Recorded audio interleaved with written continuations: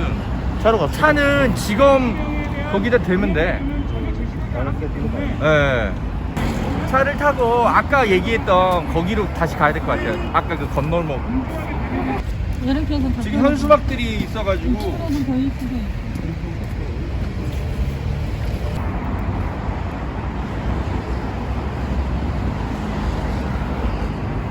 이래게는 바깥에서 하시는 건 알고 계시죠? 아니 저는 뭐 그런 건 잘 모르고. 여기 바깥에 여기는 저희 여기 서 있을 거예요. 여기 서 아, 있을 청사 거예요. 되기 때문에 여기서는 안 드시고. 아, 네네네. 그럴 거예요. 네, 여기 있을 거예요. 몇 시에 들어가세요? 1시에 끝날 거예요. 네네. 이거 하나만 찍어가면 돼요. 네네, 그러세요. 네.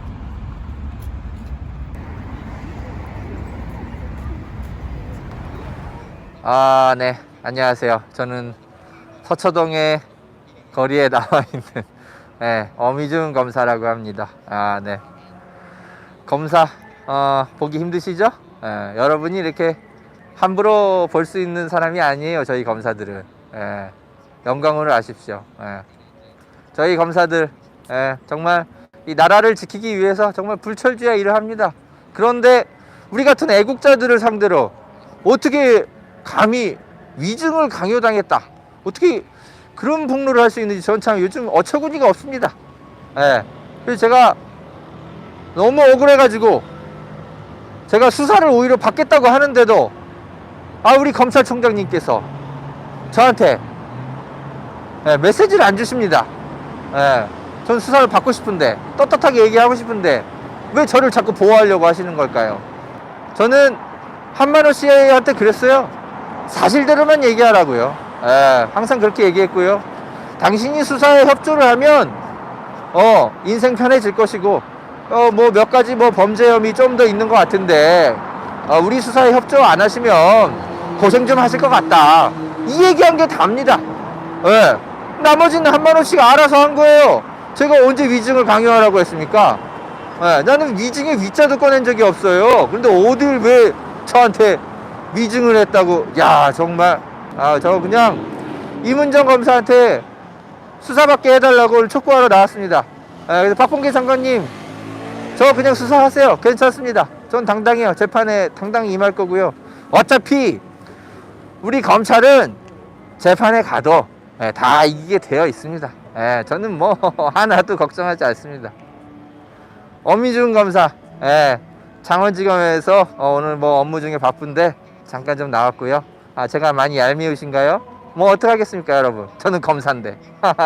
저는 뭐 검사 동일체란 말 들어보셨죠? 어차피 저는 혼자가 아닙니다. 여러분이 아무리 떠들어도 우리 조직이 저와 함께하고 있기 때문에, 우리 국가와 애국을 위해서 불철주야 일하는 우리 검찰 조직이 있기 때문에 저는 뭐 당당하게 맞설 수 있습니다. 저 기소하세요. 괜찮습니다. 오늘 뭐 그거 얘기하러 나온 겁니다. 허재영 기자는 이제 사전에 본인의 SNS 등을 통해서 퍼포먼스 1인 시위 하겠다라는 사실을 알리면서 여러분한테 많이 동참을 해달라, 그리고 3월 22일까지 물론 사실관계 확인이 우선이고 어미준 검사를 기소하라, 이런 이야기를 여러분들이 SNS 등을 통해서 또는 댓글 등을 통해서 많이 퍼날라줬으면 좋겠다, 이런 의미에서 이렇게 거리에 지금 나와 있습니다. 우리 노덕보 선생님이라고요. 윤석열 검찰총장을 제일 처음으로 시민사회에 고발하신 분입니다. 최초로 네. 최초로 장모 네. 장고증명 이전 사건. 네. 윤석열이 자신의 장모와 내연남 같은 거는 다 사건을 다 덮어버리고 차 타고 가다 보니까 네. 여기서 시은원 같아. 네. 얼굴이 보이더라고. 네. 얼른 내려. 결국 이렇게 깨어있는 시민들은 만나게 돼 있습니다. 윤석열을 네. 구속하라. 네. 구속하라. 제 이 어미준 검사 이 인상 더러운 가면을 준비하는데요. 저를 한 대 때리셔도 됩니다. 네. 이거 속이 다 시원하네요. 네. 맞고 싶었습니다. 네. 이게 자, 지금 우리가 시위를 하고 있는 이유가 이거죠. 2010년 서울중앙지검 특수부에서 한명숙 총리 사건을 직접 수사했던 게, 이제 이때는 이제 어린 새끼 검사였죠. 어미준 검사가. 어린 애였는데 거의 신입에서 얼마 이제 들어온 지 얼마 안 된 친구. 이때 이 친구가 한명숙 총리 사건도 수사하고, 그리고 바로 옆방에서는 천신일 세종나무 회장 사건도 수사가 벌어지고 있었습니다.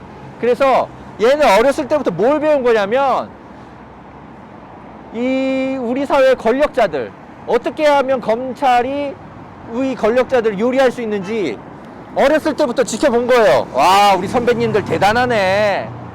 이렇게 막 날고 기는 사람들, 심지어 이명박의 측근조차도 엄청나게 조질 수 있고, 그리고 한명수 총리, 예, 지금 위증을 강요하는 모의 위증까지 했다는 의심을 받고 있잖아요.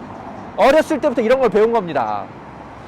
아마 일을 되게 잘 해냈겠죠. 그죠? 한명수 총리 끝내 감옥 보냈잖아요. 그래서 이 친구는 계속 꽃보직을 거칩니다. 2016년에 대검 부패범죄 특별수사단, 이게 이제 그 중수부라 그러나, 그게 해체되고 나서 이게 사실상의 미니 중수부 역할을 하거든요. 여기서 바로 한동훈하고 같이 근무를 하면서 한동훈과 함께 커갑니다. 예. 그러면서 대검 수사지휘과장, 2019년에 대검 수사지휘과장이 되고요. 그런 다음에 약간 이제 좌천하죠. 2020년 수원지검 산업기술범죄수사부장으로 약간은 좌천을 해요. 근데 약간 좌천을 하는데 이게 왜 그러냐? 원래 이 부패범죄 특별수사단에 있었던 사람들은 다 윤석열 라인이라고 대충 보시면 돼요. 그래서 2020년에 윤석열이 추미애 장관한테 어미준하고 한동훈, 또 그 외에 한 3명 더 있는데, 이 친구들을 자기 옆에 보직을 좀 더 달라고 추미애 장관과 협상을 합니다. 근데 추미애 장관이 바보가 아니거든요. 예. 거절합니다. 그래가지고 한동훈도 어디 저 지방으로, 부산 쪽으로 발령이 나죠. 얘도, 어미준도 수원지검으로 발령이 납니다. 그래서 약간 좀 승진해서 이제 대검에 있다가 수원지검으로 좀 내려가요. 근데 이 친구가 반격을 시도합니다. 수원지검에서. 바로 그 유명한 라임 사건을 이 친구가 맡아서 수사를 하는데, 여러분 기억나세요? 작년에 김봉현 씨, 이 라임 사건에서 김봉현 씨가 무슨 폭로를 했습니까?